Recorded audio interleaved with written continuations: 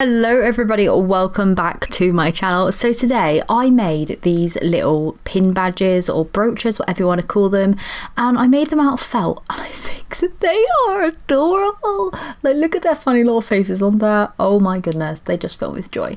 Anyway, today's video, it's a really funny one actually, because I was going to make these two toast pin badges like this, just like little brooches that you can kind of like, you know, clip onto your jacket or something, and I thought I'd make them out of felt today because I know a lot of people have been requesting felt DIYs, and then obviously I've been using clay quite a bit, so I thought that would be fun. I was going to make two little toasts, like a peanut butter and jam one, but then I thought that's a bit boring because I've done quite a little bit of toast DIYs recently, so I thought I would make an egg on toast, and I thought I can't do the toast, so I thought eggs and bacon, yes.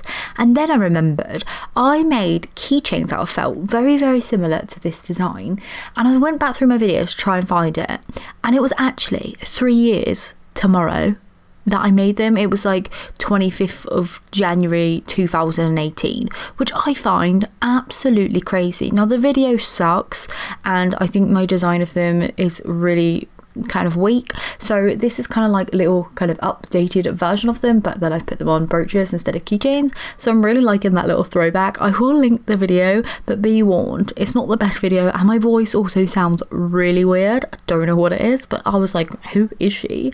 But yeah, today's video is on how I made these two little brooches out of felt. Love them, I think they're adorable, and I hope you like them too. So to start off with, I made a little template out on a piece of card, and I drew that out, sketched out, everything like that, cut it out so that I had a template to kind of draw around.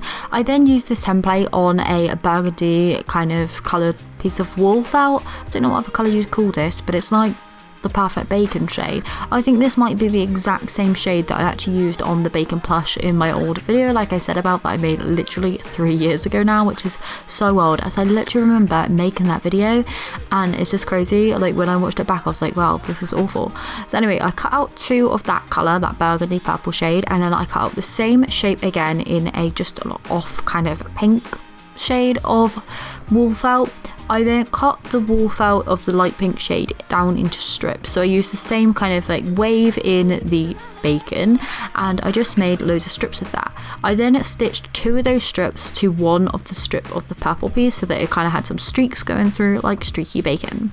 Once I had done that, I moved on by adding the face. So to add the face, I added toy safety eyes. Because these pieces are really small and really thin, I decided to cut the backs of them off, and I actually used hot glue to stick them down into place. I did start off with super glue, but I used hot glue because, to be honest, I've used it in the past on like little plushes, like my little strawberry keychains. Don't even remember when I made those, like a couple of years ago. I'll leave that video down in the description, but I made them for my Kanken backpack. They're still on there, they've literally been around the world and the eyes haven't come off, so I just hot glued those on and then stitched the mouth on. I didn't stitch the mouth on in my previous bacon and eggs video. I used to paint it on with fabric paint, but on this one I glued it on. On the back piece, like the other piece of that purple kind of wool felt, burgundy wool felt, whatever you want to call it, I actually stitched on a little pin brooch thingy, like a sew-on one, and then once I had done that, I started stitching it around the whole piece. I lightly stuffed up the shape and then carried on stitching until the whole thing was completely sealed, completely, you know, stitched up, and there was no stuffing or like no holes in it. The reason I added stuff on was because I wanted to make it a little bit more 3D rather than just sit in 2D, and I thought that that would give a nice kind of dimension to the piece. Really happy that I did that. So to move on, I made the egg in the exact same way, just using white wool felt was my little template that I sketched out as well. I then cut these out really neatly until I had two identical pieces. Then I used a golden kind of yellow shade, much darker than my original one, and I just cut a circle out of that and stitched that down into place just using a regular kind of hand stitch, and yeah, just kept going until that was completely attached. I hot glued the eyes on in the exact same way. Well, I didn't try to use the super glue on this one because it just wasn't sticking to this wool felt, but yeah, hot glue worked perfectly.